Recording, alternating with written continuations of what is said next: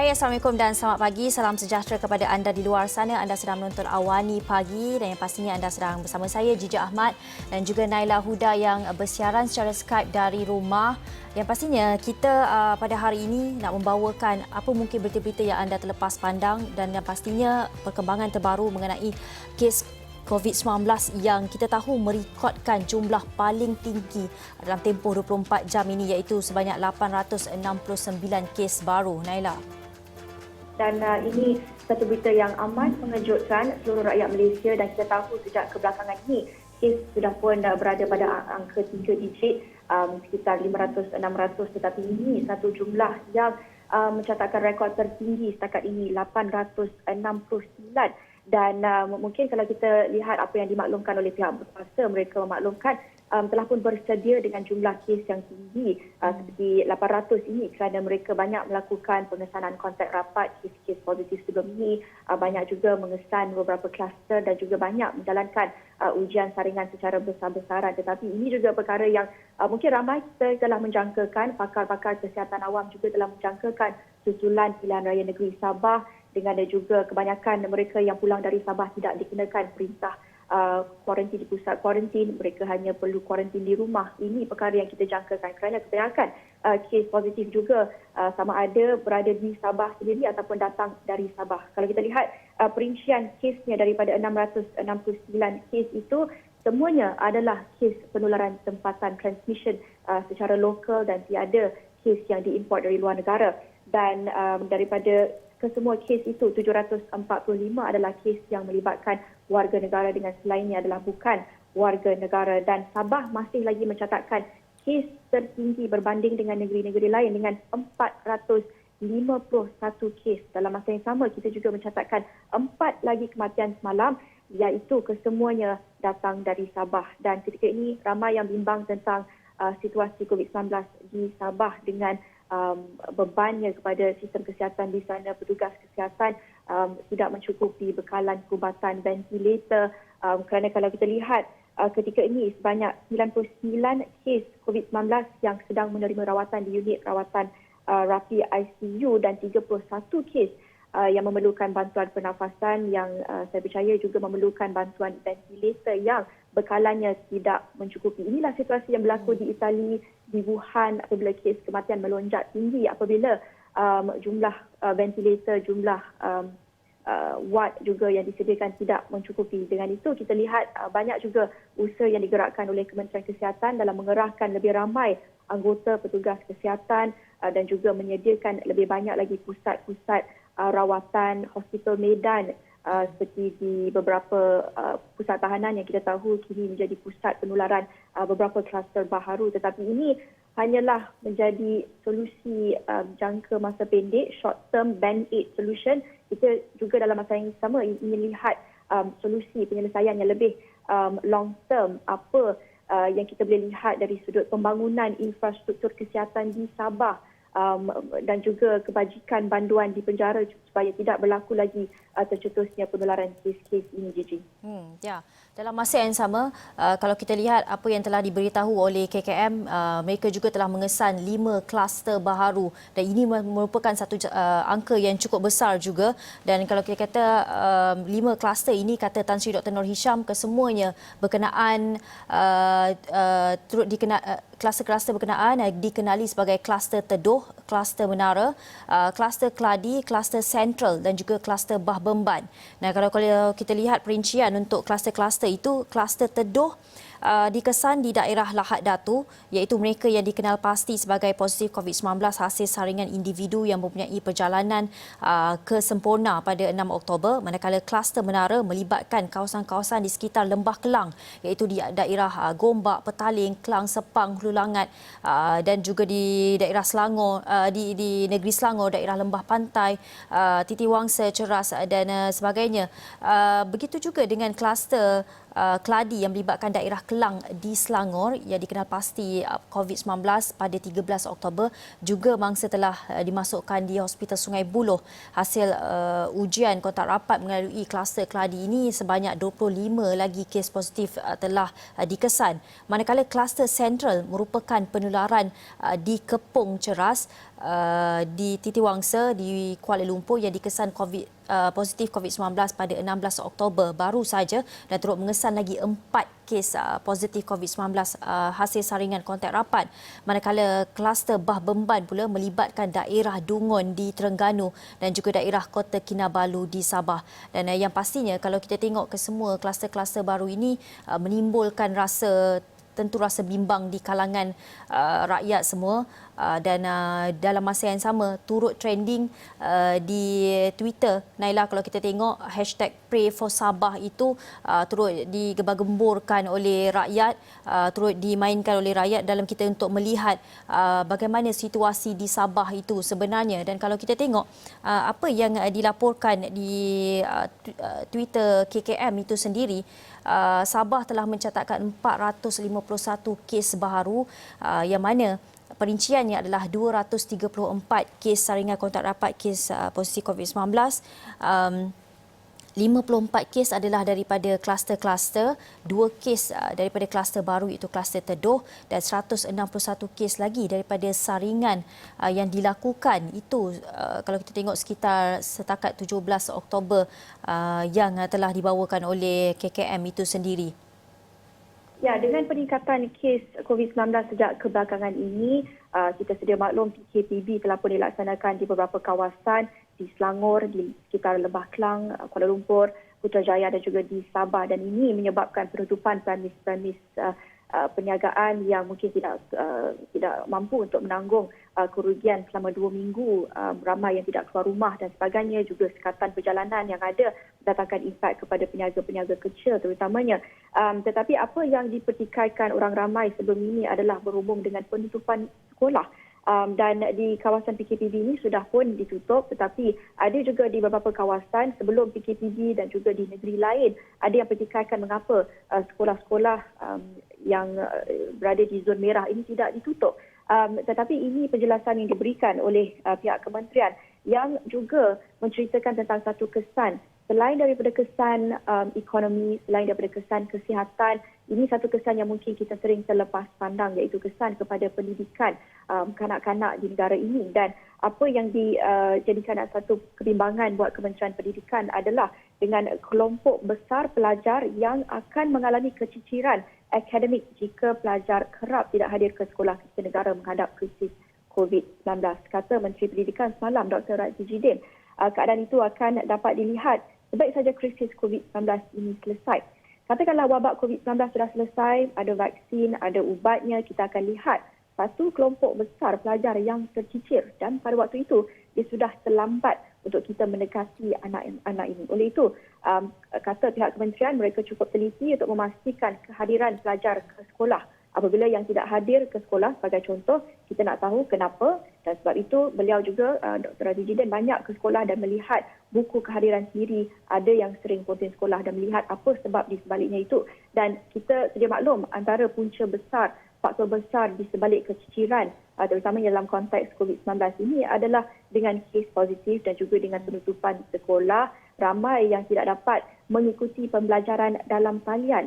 Kita tahu isu capaian internet di kawasan luar bandar, malah dalam bandar sendiri miskin bandar masih lagi mengalami masalah akses kepada peranti digital, capaian internet. Ini antara faktor yang akan menjurus kepada faktor keciciran akademik ini, yang itu menjadi antara penjelasan beliau kenapa keputusan untuk menutup semua sekolah itu tidak diambil ketika peningkatan kes melonjak secara mendadak sejak kebelakangan ini.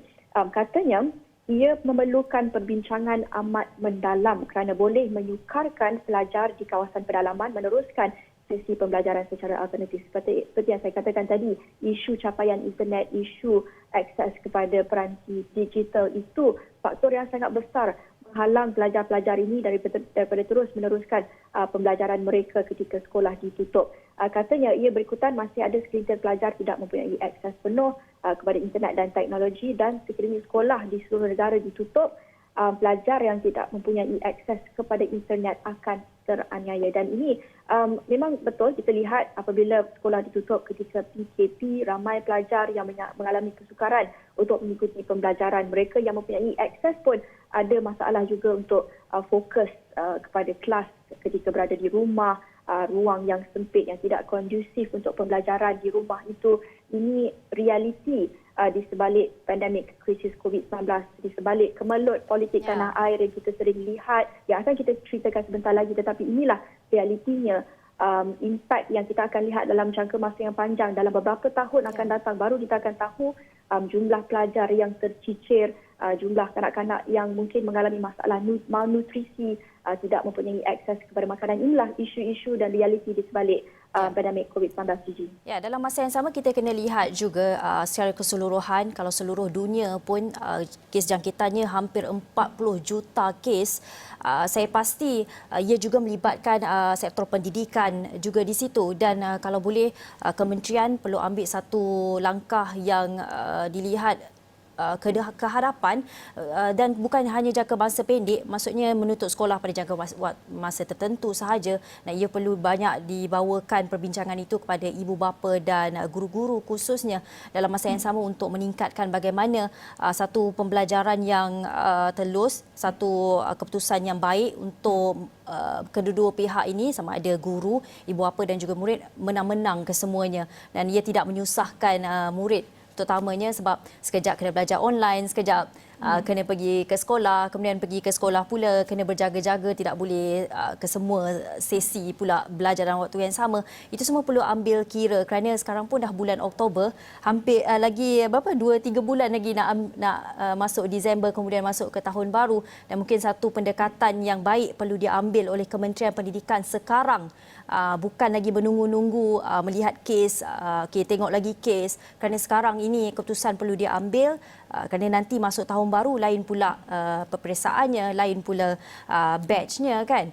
Dan seterusnya kita bercakap mengenai sekarang kita menjalani PKPB, tetapi masih lagi ada masalah air apabila beberapa pengguna di 686 kawasan di wilayah Petaling, Gombak, Kelang, Shah Alam, Kuala Lumpur dan Hulu Selangor menjalani PKPB dalam dalam masa yang sama ada gangguan bekalan air berlaku yang terpaksa dilakukan oleh Loji Rawatan Air Sungai Selangor Fasa 1 SSP1. Pemberhentian tugas itu juga dibuat, kata LRA ini, membolehkan kerja-kerja pembaikan ekoran paip air yang menyalurkan bekalan air terawat yang mengalami kebocoran. Itu jelas Air Selangor pada kenyataan semalam. Naila.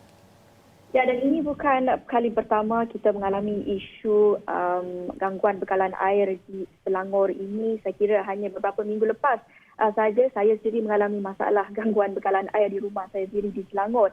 Dan kalau kita lihat ada banyak kemas kini juga yang dimuat naik Air Selangor menerusi media sosial, kerja-kerja pembaikan yang dijalankan, dan kita menjangkakan bekalan air ini dapat dipulihkan sepenuhnya pada jam 8 pagi hari ini kerana kerja-kerja pembaikan telah pun dijalankan sepanjang malam tadi, dan kita harap bekalan air di beberapa kawasan yang terjejas ini dapatlah pulih sepenuhnya kerana kita juga berada dalam pandemik COVID-19, tak boleh lupa dengan aspek kebersihan diri, dengan juga tekanan ekonomi, tekanan nak bekerja dari rumah, belajar dari rumah. Ini tambah lagi tekanan tiada air di rumah. Saya sendiri faham bagaimana perasaannya itu, dan ada air tak sekarang?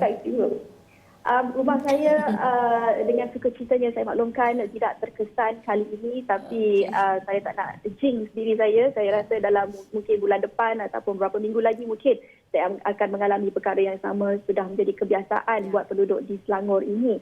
Dan kita harap satu penyelesaian jangka masa panjang yang dapat dicapai di sini. Mengapa masalah kebocoran paip ini masih lagi berlaku pada tahun 2020, masalah pencemaran air masih lagi berlaku, tindakan undang-undang juga masih lagi tidak tegas. Ini perkara yang perlu diutamakan ketika ini, dengan juga sentimen rakyat dan moral, semangat rakyat ketika ini sangat rendah dengan peningkatan kes COVID-19 isu-isu pembangunan, isu-isu infrastruktur seperti ini masih lagi berlaku. Tetapi dalam masa yang sama, itu tidak menjadi halangan kepada ahli politik untuk terus menggemparkan berita kita dengan pengumuman di sana sini, sidang media dan kenyataan, dan juga beberapa kenyataan yang menular semalam Gigi sehingga mengelirukan beberapa pihak. Ada yang keliru, berita palsu ataupun tidak, sampaikan ahli politik sendiri ada yang terkejut dengan kenyataan-kenyataan yang dikeluarkan oleh rakan-rakan mereka sendiri. Itu yang berlaku pada tahap politik negara kita, Gigi. Dan kalau kita lihat, ini salah satu perkara yang tular juga, iaitu satu surat didakwa merupakan akuan bersumpah atau SD oleh ahli Parlimen Simpang Renggam Dr. Mazli Malik yang dikatakan telah memberi sokongan kepada ahli Parlimen Port Dickson Datuk Seri Anwar Ibrahim sebagai Perdana Menteri ke-9 telah tular di media sosial. Dan menerusi surat itu, surat yang viral itu, Mazli dikatakan telah memberi sokongan yang tidak berbelah bagi dan setia kepada Anwar. Kita tahu Mazli Malik ini merupakan salah seorang ahli pejuang, dan dalam surat itu ditulis, saya seikhlasnya memberi sokongan yang tidak berbelah bagi dan setia kepada Datuk Seri Anwar Ibrahim untuk dilantik sebagai Perdana Menteri. Dan bagaimanapun, ia telah, sebenarnya berita itu telah ditularkan oleh salah satu portal yang mendedahkan SD berkenaan. Bagaimanapun, kita Astro Awani, saya rasa semua media cuba telah mendapatkan Dr. Mazli Malik dan pegawainya, tetapi namun sehingga kini kita tidak mendapat sebarang maklum balas daripada Dr. Mazli Malik sendiri. Ya, sangat penting untuk kita mendapat pengesahan itu sendiri kerana ini bukan satu-satunya akuan ataupun kenyataan yang dikeluarkan ahli politik semalam yang rupa-rupanya merupakan palsu. Jadi sangat penting untuk kita mendapatkan kesahihan itu dahulu, tetapi kita lihat sudah ada pun impaknya kepada percaturan politik, ada impaknya kepada pandangan pemimpin lain. Jadi ini satu perkembangan yang kita akan terus ikuti. Dan tetapi kalau kita lihat secara gambaran yang besar, in the bigger picture, apa sentimen rakyat ketika ini di sebalik berita-berita politik ini, apa kepentingannya ketika ini untuk pemimpin menunjukkan kepimpinan secara berintegriti. Kita akan kupas berhubung isu tersebut, tapi kita akan berhenti seketika dan kita kembali selepas ini.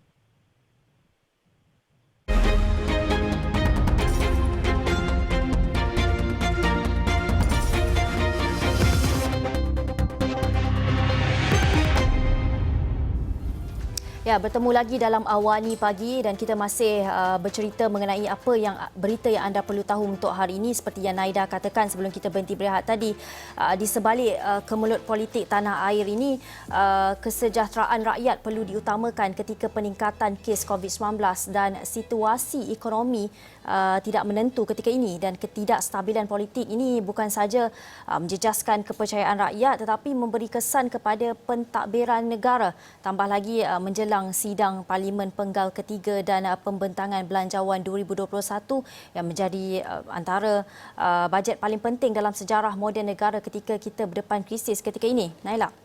Ya, dan apa peranan pemimpin dalam mengutamakan kesejahteraan rakyat ketika ini, dan adakah kita akan lihat penghujung dalam kemelut politik yang di mana kalau kita lihat pada muka depan New Straits Times menceritakan tentang isu ataupun tema tersebut. Headline utamanya, People First, Not Politics, with the nation recording 869 cases yesterday following a resurgence in the cases. Malaysians do not need another battle in their midst. Politicians must stop their unseemly joust for power and allow for focus to be on saving lives and livelihoods. Ini yang kalau kita lihat seruan ataupun kesaan rakyat ketika ini, sentimen netizen di media sosial juga apa yang diluahkan mereka sudah bosan dan muak melihat kepada perkembangan politik dan mereka ingin lihat pengurusan wabak COVID-19 itu yang perlu dititik beratkan ketika ini. Dan kita nak mengulas lebih lanjut mengenai sentimen rakyat dan juga perkembangan politik, apa peranan pemimpin ketika kita berdepan dengan krisis ketika ini. Sudah bersedia menerusi Skype Datuk Seri Akbar Sata, Presiden Persatuan Pemeriksa Fard Bertauliah Malaysia. Terima kasih dan selamat pagi Datuk Seri bersama kami di Awani Pagi untuk menceritakan, dan boleh Datuk Seri kongsikan pandangan Datuk Seri sendiri melihat kepada situasi politik dan sentimen rakyat ketika ini. Saya kira negara kita ini berada dalam keadaan kelam kabut. Cuma kestabilan politik susah wujud. jika sekiranya rasuah politik tak dibentaskan. Di Malaysia ni nak kekal jawatan, kena bagi jawatan. Jadi ada trade off trading ni. Jadi selagi ia merupakan ataupun tidak menjadi satu kesalahan, maka sudah tentu ia merupakan satu masalah besar.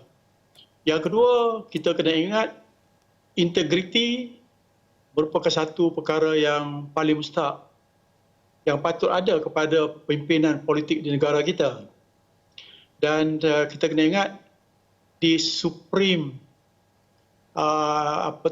faktor yang boleh menyebabkan seseorang itu dihormati, terutama sekali pemimpin, ialah mereka itu mesti unquestionable integrity. Maknanya integriti mereka ini tidak bertikai. Tapi jika kita lihat di Malaysia ni, kita dapati masalah intellectual honesty. Kita dikenali sebagai intellectual honesty, yang mana apa-apa juga janji atau perbuatan pemimpin tak dipatuhi dan juga janji-janji yang dibuat tidak dipatuhi. Jadi mereka ini saya berpendapat bahawa untuk masuk politik ini bukan untuk membantu rakyat.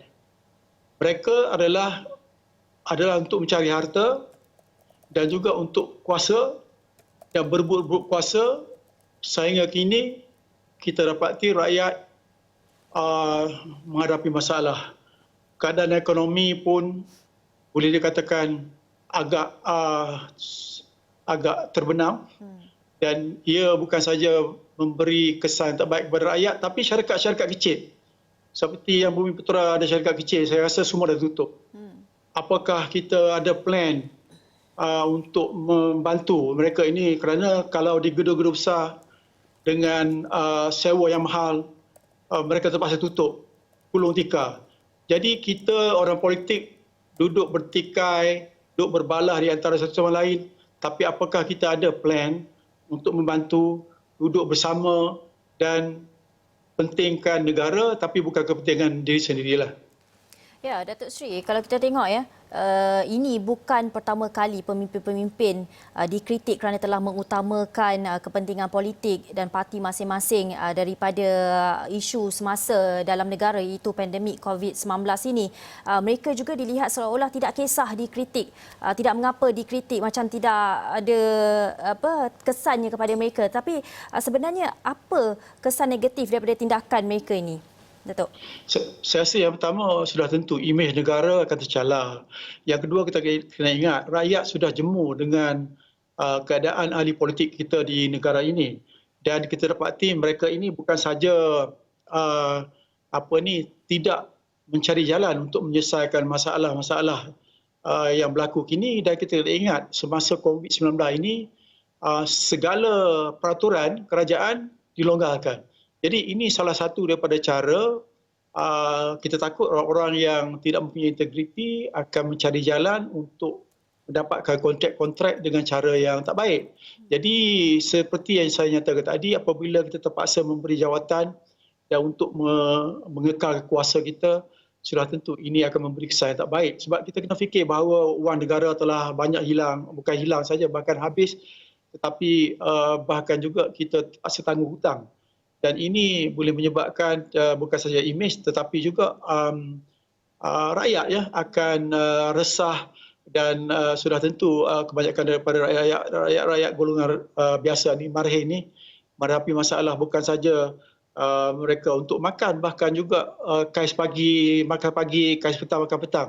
Jadi ini merupakan satu masalah besar yang patut difikir bersama oleh ahli politik yang diberi kuasa, yang juga mempunyai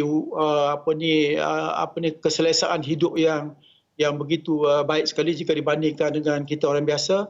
Hendaklah mereka ini, sebab mereka ini dipilih dan juga diberi gaji, maka tujuan mereka bukanlah untuk mementingkan diri sendiri, kayakan diri sendiri, lebih politiking, tetapi hendaklah mencari jalan supaya menyelesaikan masalah-masalah yang dihadapi oleh negara kita di Malaysia ini, terutama sekali di musim virus inilah. Datuk Seri, kita rasa dah tak boleh harapkan kepada keazaman peribadi ataupun political will seorang pemimpin itu untuk bersikap secara berintegriti. Apa contoh penyelesaian ataupun cadangan Datuk Seri sendiri supaya institusi dan juga sistem-sistem demokrasi negara boleh mempertanggungjawabkan pemimpin ini supaya suara rakyat itu dapat diketengahkan, terutamanya ketika kemelut politik dan juga krisis seperti ini? Ibu kepada masalah di Malaysia ini adalah rasuah. Selagi rasuah termasuk juga rasuah politik seperti dinyatakan tadi tidak dihapuskan, maka dengan itulah kita tidak akan wujud kestabilan politik. Apabila tidak wujud kestabilan politik, maka sudah tentu negara akan porak-poranda, ekonomi akan terjejas, rakyat akan gelisah. Dan ini merupakan satu perkara yang kita sukar untuk mencari benar-benar negarawan yang ada di Malaysia ini untuk memikirkan masalah rakyat bukan kepentingan sendiri. Apakah kita nak masuk politik ini untuk memperkayakan diri ataupun menjaga masa depan dan juga rakyat di negara kita ini? Tetapi untuk mencari negarawan kini saya rasa agak sukar dan patutlah ahli politik-politik, saya berharap mereka ini jika ada perlu memikirkan masalah-masalah negara bukan kepentingan sendiri. Sebab kita kena ingat bahawa apa saja undi yang diberikan oleh rakyat itu adalah harapan daripada rakyat. Terutama sekali rakyat-rakyat daripada golongan bawah ini, mereka ini merana, kedai-kedai kecil telah tutup, bahkan untuk makan bersusah. Tetapi pekerjaan hilang apabila kedai-kedai ditutup, pekerjaan itu majikan tutup, maka sudah tentu mereka kehilangan pekerjaan. Dan kita kena ingat apabila seseorang itu menghadapi masalah, mencari jalan yang sah, kalau ikut pakar kriminologi, mereka akan mencari jalan-jalan yang tak sah untuk hidup. Jadi sudah tentu jika kita tidak membantu dengan baik mengadakan satu plan, strategi yang jangka panjang untuk membantu, terutama sekali di masa virus ini, kita tak tahu sampai bila ia akan berakhir. Sudah tentu ia akan memberi bahana yang agak teruk kepada negara. Ya. Baik, Datuk Seri, terima kasih untuk ulasan berkenaan. Terima kasih kerana sudi bangun awal untuk Awani pagi hari ini. Itu tadi Datuk Seri Akbar Sattar, Presiden Persatuan Pemeriksa Fraud Bertauliah Malaysia, yang telah mengulas mengenai apa peranan sebenarnya pemimpin ketika ini dalam mengutamakan kesejahteraan rakyat. Adakah kita nak melihat konflik krisis politik ini berlanjutan dalam masa yang sama peningkatan kes COVID-19 sedang menular di dalam komuniti masyarakat kita? Dan saya kira itu saja yang boleh kami bawakan di Awani pagi, dan saya Gigi Ahmad dan saya Naila Huda. Salam hormat. Bye.